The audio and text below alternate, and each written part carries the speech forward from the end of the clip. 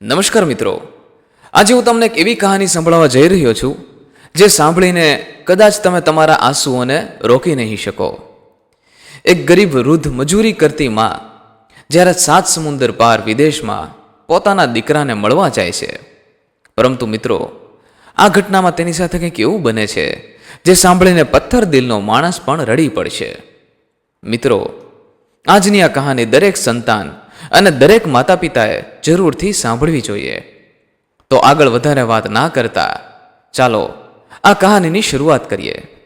મિત્રો, ફક્ત થોડો સમય કાઢીને આ કહાનીને અંત સુધી જરૂરથી સાંભળજો. મિત્રો, વાત છે આપણા જ ગુજરાતના એક નાનકડા ગામની. એ ગામમાં એક નાનો અને ગરીબ પરિવાર રહેતો હતો. પિતા કરશનભાઈ, એમના પત્ની જશોદાબેન અને તેમનો એકનો એક દીકરો રાહુલ. કરશનભાઈ સ્વભાવે અત્યંત ભોળા અને મહેનતુ માણસ. તેમની પાસે ગામના પાદરે થોડીક જમીન હતી. આ જમીન જ એમનું સર્વસ્વ હતું. પણ કિસ્મત જાણે આ પરિવારથી રૂઠી ગઈ હોય તેમ સળંગ 2 વર્ષથી વરસાદ પડ્યો ન હતો. દુકાળ જેવી સ્થિતિ હતી. ખેતરમાં અનાજનો એક દાણો પણ પાક્યો ન હતો.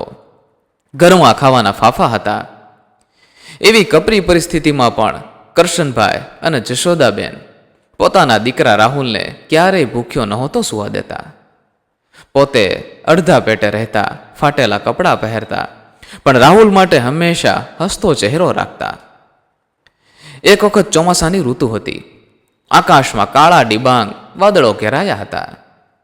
ભગવાન જાણે 2 વર્ષનો ક્રોધ ભૂલીને મહેરબાન થયા હોય એમ લાગતું હતું. રાતનો સમય હતો. વીજળીના કડાકા અને ભડાકા થઈ રહ્યા હતા. કરશનભાઈને થયું કે આ વરસાદનું પાણી જો ખેતરમાં બરાબર વળી જાય તો આવતા વર્ષની ચિંતા મટી જાય, દીકરાનું ભવિષ્ય પણ સુધરી જાય.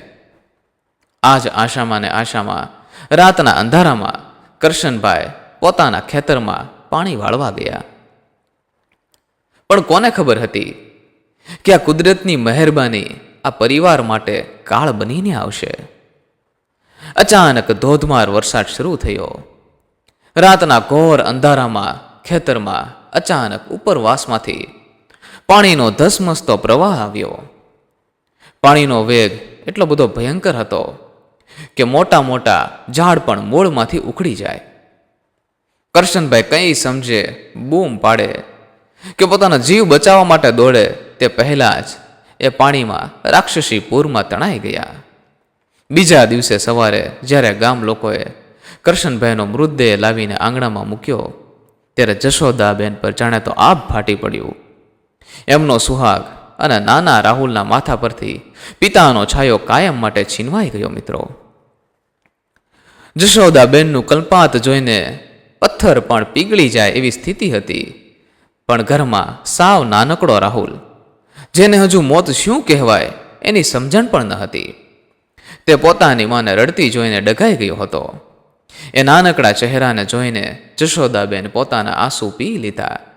એમને સમજાઈ ગયું કે હવે આ દુનિયામાં એમના દીકરા માટે જે કંઈ છે તે પોતે જ છે. હવે ઘરમાં માત્ર જશોદાબેન અને નાનકડો રાહુલ. દુનિયામાં સાવ એકલા. પિતા વિનાના બાળકને ઉછેરવો એ કોઈ સામાન્ય વાત ન હતી. પણ જશોદાબેને હાર ન માની. પોતાના દીકરાને મોટો કરવા માટે, એને ભણાવવા માટે એમણે કાળી મજૂરી શરૂ કરી. સવારે 4 વાગે ઉઠીને લોકોના ઘરના કચરા પોતા કરવા, એઠા વાસણ ઘસવા અને દિવસ ચડે એટલે પારકા ખેતરોમાં આકરી ગરમીમાં મજૂરી કરવા જવું. વાસણ ઘસી ઘસીને એમની હથેળીઓની રેખાઓ જાણે ભૂસાઈ ગઈ હતી. ચામડીઓ છોલાઈ ગઈ હતી. પોતે અડધા રોટલા અને મીઠા પર દિવસો કાઢ્યા, પણ રાહુલને ક્યારે પિતાની કે પૈસાની ખોટ સાલવા ન દીધી. રોજ રાત્રે થાકી હારીને જ્યારે જશોદાબેન આંગણામાં ખાટલો ઢાળીને સૂતા હોય ત્યારે આકાશમાંથી પસાર થતા વિમાનોનો અવાજ આવતો. રાતના અંધારામાં એ વિમાનની લાલ લીલી લાઇટો જોઈને જશોદાબેનના મનમાં એક જ સપનું આકાર લેતું. મિત્રો, એ રાહુલના માથા પર હાથ ફેરવતા ફેરવતા કહેતા, બેટા, એક દિવસ મારો રાહુલ પણ આ વિમાનમાં બેસીને અમેરિકા જશે, ખૂબ ભણશે, મોટો સાહેબ બનશે અને પછી આપણા બધા દુઃખ કાયમ માટે દૂર થઈ જશે. રાહુલ પણ માની બાજુમાં સૂતો સૂતો આકાશમાં ઉડતા વિમાનો જોઈને અમેરિકા જવાના મોટા મોટા સપના જોતો. આવા અત્યંત કપરા અને સંઘર્ષના દિવસોમાં જો કોઈએ આ મા દીકરાનો સૌથી વધુ સાથ આપ્યો હોય તો તે હતા તેમના પાડોશમાં રહેતા રામજીભાઈ. મિત્રો, રામજીભાઈનો સ્વભાવ એકદમ ઈમાનદાર, સરળ અને નિસ્વાર્થ હતો. એમણે એક સગા ભાઈની જેમ જશોદાબેનના પરિવારની સંભાળ લીધી હતી. તહેવારના દિવસે જ્યારે જશોદાબેનના ઘરમાં મીઠાઈ લાવવાના પૈસા ન હોય ત્યારે રામજીભાઈ પોતાના ઘરેથી થાળી ભરીને જમવાનું આપી જતા. રાહુલ જ્યારે ભણતો હતો ત્યારે શાળા કે કોલેજની ફી ભરવાના પૈસા ન હોય તો જશોદાબેન મૂંઝાતા. ત્યારે રામજીભાઈ પોતાની બચત આપી દેતા અને હંમેશા કહેતા, જશોદાબેન, તમે જરાય ચિંતા ન કરો, રાહુલ માત્ર તમારો જ નહીં, મારો પણ દીકરો છે. એને જેટલું ભણવું હોય એટલું ભણાવો. હું બેઠો છું, તમારો ભાઈ બેઠો છે. રામજીભાઈના શબ્દો જશોદાબેન માટે સંજીવની સમાન હતા. અને મિત્રો, કહેવાય છે ને કે ઈશ્વર પણ મહેનત અને સાચા હૃદયની પ્રાર્થનાનો સ્વીકાર કરે જ છે. જશોદાબેનની કાળી મજૂરી, એમનું બલિદાન અને રામજીભાઈનો નિસ્વાર્થ સાથ ફળ્યો. રાહુલ ભણી ગણીને ખૂબ હોશિયાર થયો. કોલેજમાં સારા માર્ક્સ આવ્યા અને ખરેખર એક દિવસ એવો આવ્યો જ્યારે રાહુલને અમેરિકા જવાની તક મળી ગઈ. જે વિમાનને જશોદાબેન રોજ રાત્રે આકાશમાં જોતા હતા એ જ વિમાનમાં બેસવાનો સમય હવે આવી ગયો હતો. જ્યારે રાહુલ અમેરિકા જઈ રહ્યો હતો ત્યારે આખા ગામમાં જશોદાબેનની છાતી જાણે ગજ ફૂલતી હતી. એરપોર્ટ પર વિદાય લેતી વખતે રાહુલે પોતાની માને ગળે લગાવીને વચન આપ્યું હતું, માં, તે મારા માટે બહુ દુઃખ વેઠ્યા છે. હવે બસ થોડા સમયની વાત છે. હું અમેરિકા જઈને ખૂબ પૈસા કમાઈશ અને તને ત્યાં બોલાવી લઈશ. પછી ત્યારે ક્યારેય કોઈ કામ નથી કરવાનું માં. જશોદાબેનની આંખમાં હરખના આંસુ હતા. શરૂઆતમાં તો બધું ખૂબ સારું ચાલ્યું. રાહુલ અમેરિકા પહોંચ્યો. એના અવારનવાર પત્રો આવતા, ફોન પણ આવતા. એ કહેતો, માં, અહીં તો દુનિયા જ અલગ છે. બહુ મોટી મોટી ગાડીઓ છે, આલિશાન બંગલાઓ છે. હું બહુ જલ્દી સેટ થઈ જઈશ અને તને અહીં બોલાવી લઈશ. જશોદાબેન આખા ગામમાં હરખાતા દીકરાની વાતો કરતા. રામજીભાઈને પણ રાહુલની પ્રગતિ જોઈને ખૂબ આનંદ થતો. એમને લાગતું કે એમની મહેનત સાચા અર્થમાં સાર્થક થઈ છે. પણ મિત્રો, કહેવાય છે ને કે સમય, સંપત્તિ અને માણસની નિયત ક્યારે બદલાઈ જાય એ કોઈ કહી શકતું નથી. જેમ જેમ વર્ષો વીતતા ગયા, રાહુલ અમેરિકાને ચકાચોંધવાળા વાતાવરણમાં રંગાવા લાગ્યો. એને ત્યાંની ડીલરશીપ અને મોટી નોકરીઓ મળતી ગઈ. પણ એ ધીમે ધીમે પોતાના મૂળિયા ભૂલવા લાગ્યો. એક સમય એવો આવ્યો કે રાહુલના ફોન આવતા ઓછા થઈ ગયા. જશોદાબેન મહિનાઓ સુધી ફોનની રાહ જોતા બેસી રહેતા. ક્યારેક ફોન લાગે તો રાહુલ ટૂંકમાં જવાબ આપી દેતો, માં, હું મીટિંગમાં છું, પછી ફોન કરું. અને પછી એ ફોન ક્યારેય ન આવતો. ધીમે ધીમે પત્રો આવવાના સાવ બંધ થઈ ગયા અને છેલ્લે તો મહિનાઓ સુધી ફોન પણ ન આવતા. અહીં ગામમાં જશોદાબેનની ઉંમર હવે ઘણી વધી ગઈ હતી. આખી જિંદગી કરેલી કાળી મજૂરીને કારણે એમનું શરીર હવે સાથ નહોતું આપતું. આંખોનું તેજ ઓછું થઈ ગયું હતું અને હાડકાં નબળા પડી ગયા હતા. રાત્રે જ્યારે પણ ખાટલામાં સૂતા સૂતા આકાશમાંથી વિમાન પસાર થતું મિત્રો, ત્યારે એમની આંખોમાંથી આંસુની ધારા વહેવા લાગતી. એ જ પ્રશ્ન મનમાં ગુમરાયા કરતો કે મારો રાહુલ ક્યારે આવશે? એ મને ક્યારે અમેરિકા બોલાવશે? એક દિવસ અચાનક જશોદાબેન ખૂબ ગંભીર બીમાર પડ્યા. એમને શ્વાસ લેવામાં તકલીફ થવા લાગી.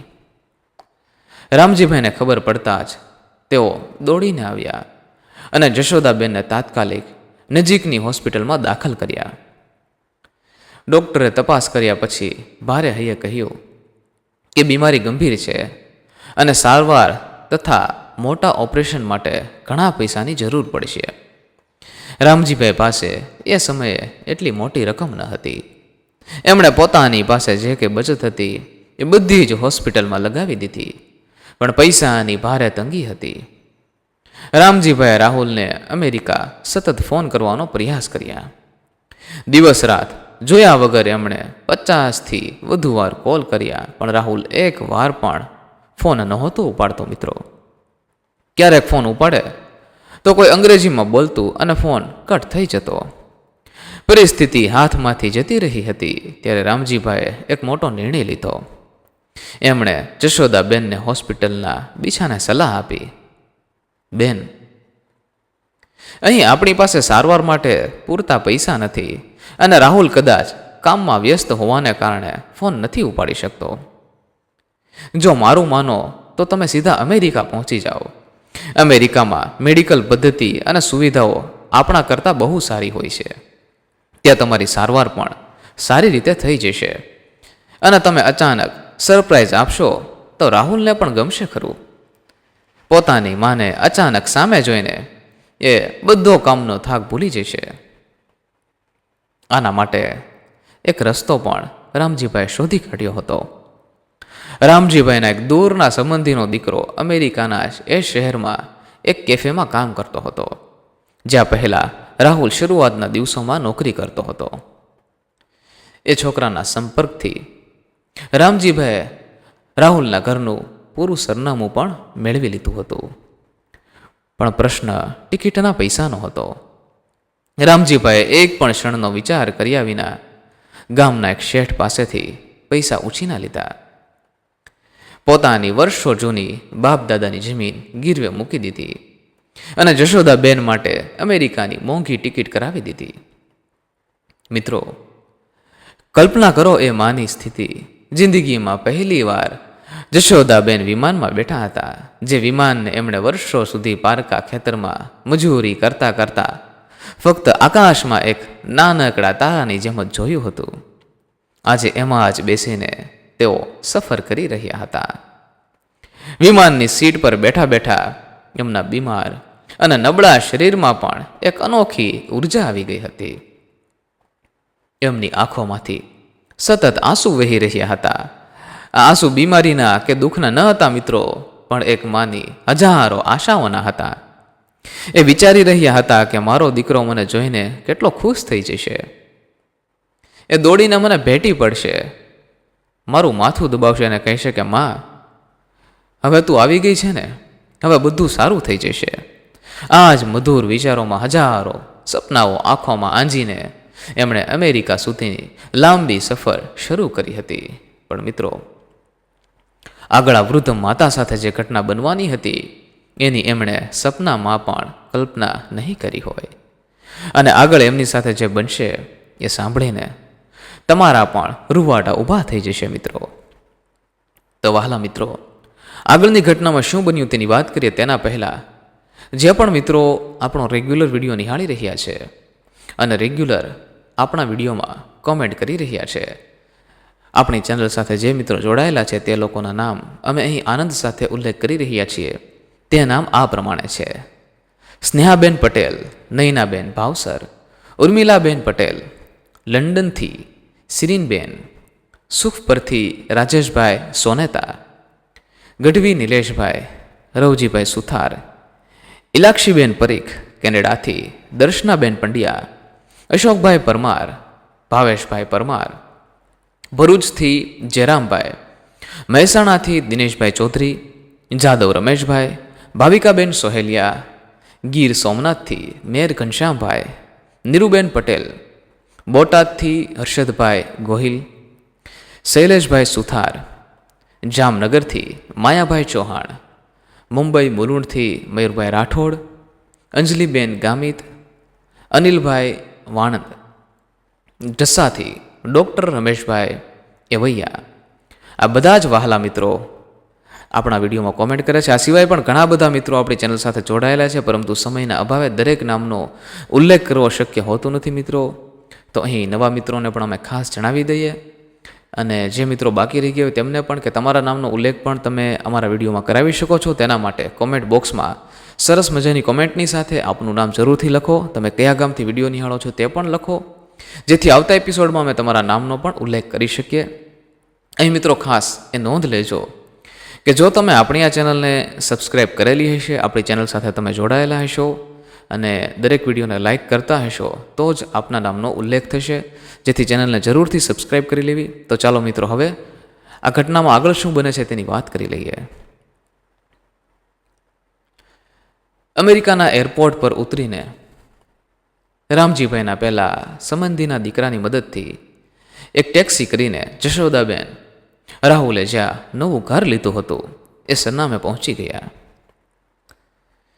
અમેરિકાની એક અત્યંત પોશ સોસાયટી, એક વિશાળ અને આલિશાન ઘર હતું. ઘરની બહાર 2-3 મોંઘી ગાડીઓ પડી હતી. જશોદાબેનને થયું કે મારા દીકરાએ કેટલી બધી પ્રગતિ કરી લીધી છે. બીમારીના કારણે એમના પગ ધ્રુજતા હતા. ધ્રુજતા હાથે ભારે શ્વાસે એમણે ઘરની ડોરબેલ વગાડી, બારણું ખખડાવ્યું. થોડીવાર પછી અંદરથી દરવાજો ખુલ્યો. એક આધુનિક ટૂંકા કપડાં પહેરેલી ભારતીય છોકરીએ દરવાજો ખોલ્યો. જશોદાબેનને કોઈ જ ખ્યાલ ન હતો કે આ કોણ છે, પણ હકીકતમાં આ રાહુલની પત્ની નેહા હતી. રાહુલે પોતાની માને કે રામજીભાઈને જાણ કર્યા વગર જ અમેરિકામાં પોતાની મરજીથી આ છોકરી સાથે લગ્ન કરી લીધા હતા. જશોદાબેને એકદમ નિર્દોષતાથી પોતાની ઓળખાણ આપી અને કહ્યું, બેટા, હું રાહુલની માં છું, ઇન્ડિયાથી આવી છું. પણ મિત્રો,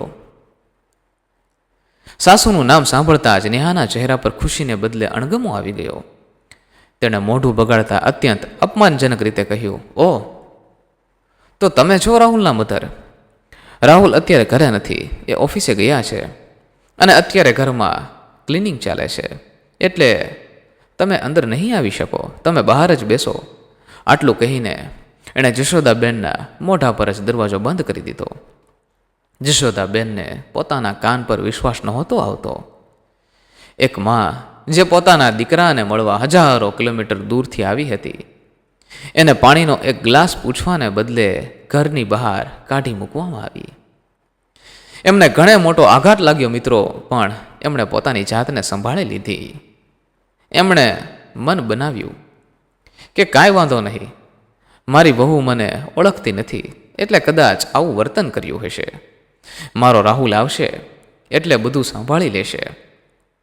એની વહુને જરૂરથી પાઠ ભણાવશે કે પોતાની મા સાથે કેમ વાત કરાય. એ ઘરના આંગણામાં અમેરિકાની કડકડતી ઠંડીમાં ફક્ત એક સાડી પહેરીને પોતાના દીકરાની રાહ જોતા એક બાકડા પર જ બેસી રહ્યા. કલાકો વીતવા લાગી.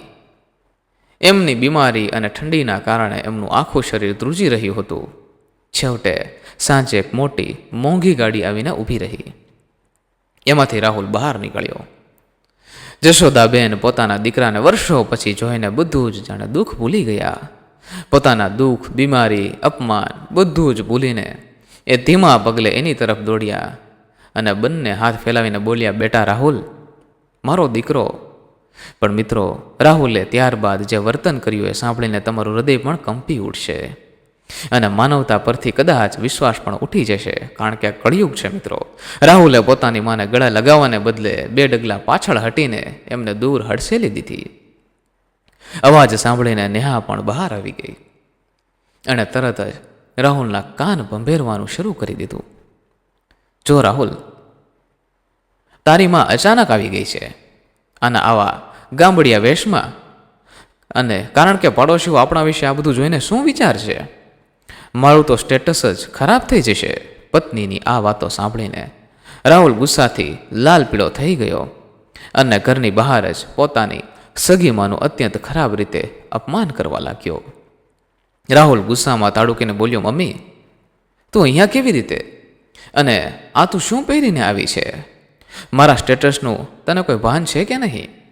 મારી પત્નીને તારા આવા ગામડિયા અને ભિખારી જેવા વેશથી શરમ આવે છે. તે મને ફોન પણ કેમ ન કર્યો? કમસે કમ મને જાણ તો કરાય ને.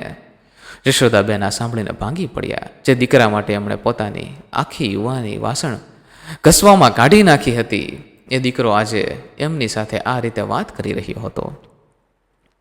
એમણે રડતા રડતા કહ્યું, બેટા રાહુલ, હું બહુ બીમાર છું.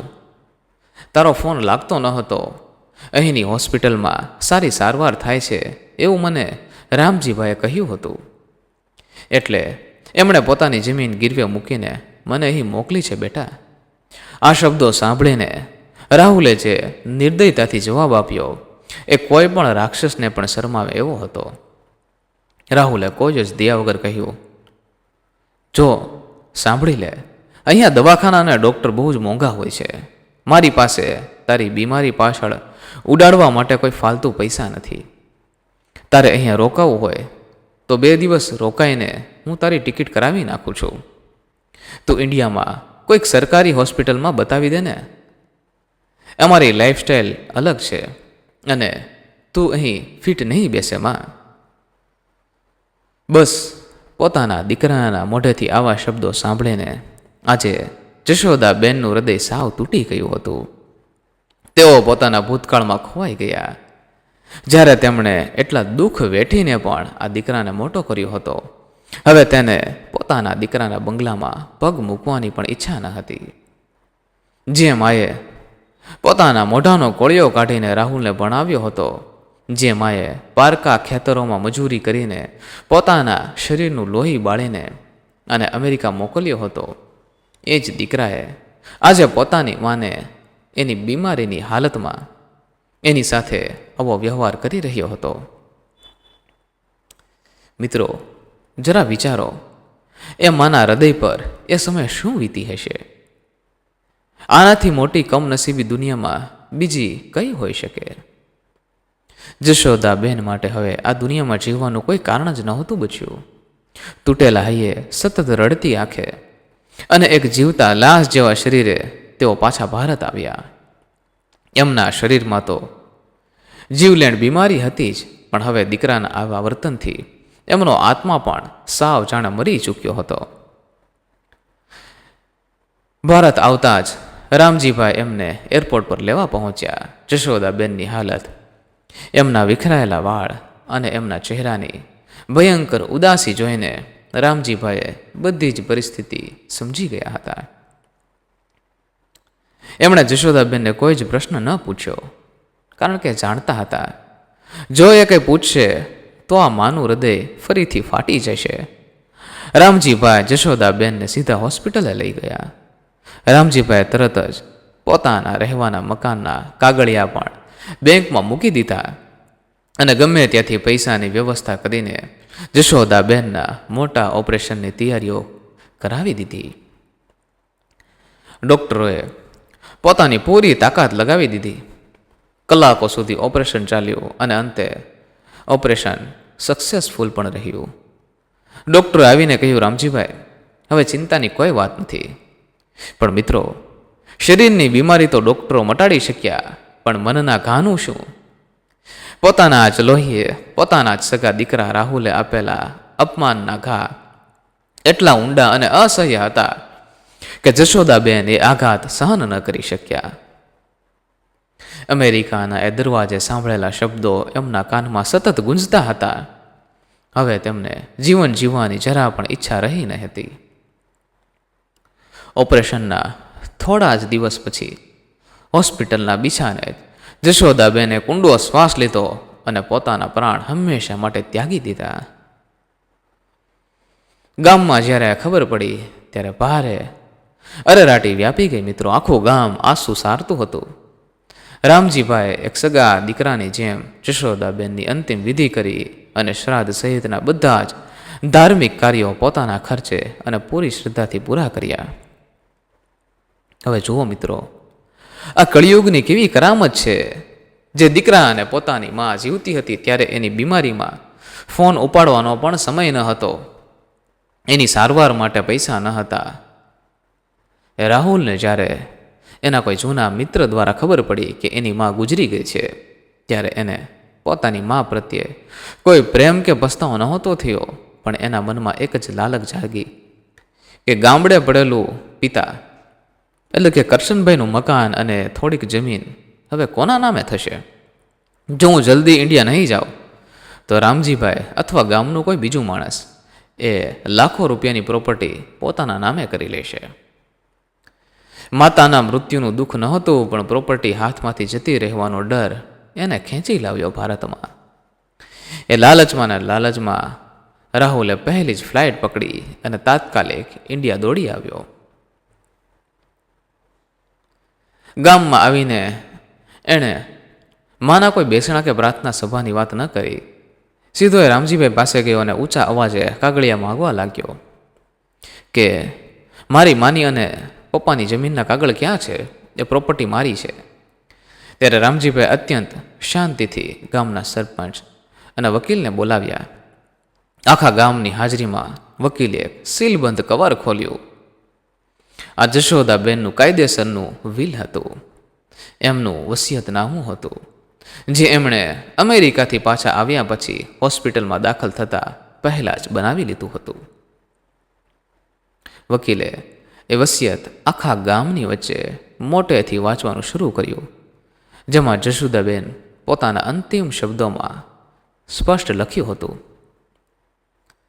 શબ્દો કંઈક આવા હતા: મારા જીવનની તમામ પૂંજી, મારું નાનકડું ઘર અને મારા પતિની નિશાની એવી એક ખેતરની જમીન, આ બધું જ હું મારા હોશ હવાજમાં રામજીભાઈના નામે કરું છું. કારણ કે મારો જે દીકરો રાહુલ હતો એ તો અમેરિકા જઈને ક્યારનો મરી ગયો છે. એ તો હવે કોઈ સંવેદના વગરનો વિદેશી માણસ બની ગયો છે. ફક્ત તેમની વહુનો માલિક બની ગયો છે. મારો સાચો દીકરો તો રામજીભાઈ જ છે, જેણે કોઈ લોહીનો સંબંધ ન હોવા છતાં મારા અંતિમ શ્વાસ સુધી એક સાચા દીકરાની ફરજ બજાવી છે. આ શબ્દો સાંભળીને એ લોભી અને સ્વાર્થી રાહુલના પગ નીચેથી જાણે જમીન ખસી ગઈ. મિત્રો, એને આશા હતી કે માં મરતા મરતા પણ એના જ નામે બધું કરી જશે, પણ હવે એના હાથમાં કશું જ નહોતું. એની પાસે હવે માત્ર ને માત્ર પસ્તાવા સિવાય કંઈ જ બચ્યું ન હતું. પણ હવે ઘણું મોડું થઈ ચૂક્યું હતું. એણે પૈસા બચાવવાના ચક્કરમાં પોતાની મા પણ ગુમાવી અને છેલ્લે એ પ્રોપર્ટી પણ ગુમાવી દીધી. વહાલા મિત્રો, આ ઘટના પરથી આપણને એટલું તો જરૂરથી શીખવા મળ્યું કે મા બાપ એ કોઈ જૂનો સામાન કે ફર્નિચર નથી કે જેને સમય જતા કે તમે મોટા થઈ જાઓ એટલે ઘરના ખૂણામાં અડસેલી દો. એમણે પોતાની જવાની તમારા બાળપણને શણગારવામાં ખર્ચી નાખી છે. વિદેશ જવું, મોટા માણસ બનવું, લાખો રૂપિયા કમાવા, મોટી ગાડીઓ લેવી, એ બધું જ બહુ સારું છે. જિંદગીમાં પ્રગતિ કરવી જ જોઈએ મિત્રો, પણ એ પ્રગતિની દોડમાં, એ પૈસાના ઘમંડમાં એવા લોકોને ક્યારેય પાછળ ન છોડી દેવા, જેણે પોતાના બલિદાન આપીને તમને દોડવા લાયક બનાવ્યા છે. પૈસા, પ્રોપર્ટી અને મોભો તો કદાચ સમય જતાં ફરી મળી જશે, પણ એકવાર જો તમે તમારા મા બાપના આશીર્વાદ અને એમનો પ્રેમ ગુમાવ્યો તો દુનિયાની કોઈ તાકાત, દુનિયાની કોઈ બેંક કે ડોલર તમને પાછો નહીં આપી શકે. જો તમારા ઘરમાં તમારા મા બાપ જીવિત હોય, તમારી સાથે હોય, તો આ વિડીયો જોયા પછી તરત જઈને એમને એકવાર પ્રેમથી ગળે લગાવી લેજો મિત્રો. એમની બાજુમાં થોડી વાર બેસજો, એમને પૂછજો કે એમને શું જોઈએ છે, કારણ કે એમને તમારા કરોડો રૂપિયાની નહીં, માત્ર ને માત્ર તમારા થોડા સમય અને તમારા હૃદયના પ્રેમની જરૂર છે. જો તમને આ વાર્તા સમજાઈ ગઈ હોય તો આજે સંકલ્પ કરજો કે તમારા મા બાપને ક્યારેય એકલતાનો અહેસાસ નહીં થવા દેતા. વહાલા મિત્રો, જો આ કહાની તમને પસંદ આવી હોય તો એકવાર આ વિડીયોને લાઈક કરી કોમેન્ટ બોક્સમાં તમે કયા ગામથી આ વિડીયો નિહાળી રહ્યા છો, આ વિડીયો વિશે, આ કહાની વિશે આપનું શું કહેવું છે તે અમને કોમેન્ટ બોક્સમાં જરૂરથી જણાવજો. આપનો અનુભવ પણ જણાવજો. અને આવી જ હૃદયસ્પર્શી કહાની સાંભળવા માટે આપણી આ ચેનલ એટલે કે ગુજરાતી વોઇસને સબસ્ક્રાઈબ કરવાનું ભૂલશો નહીં. ફરી મળીશું વહાલા મિત્રો કોઈ નવી કહાની સાથે, કોઈ નવા એપિસોડ સાથે. ખૂબ ખૂબ ધન્યવાદ. આપ સૌનો હૃદયપૂર્વક આભાર. જય મા ગાત્રાળ. જય શ્રી કૃષ્ણ.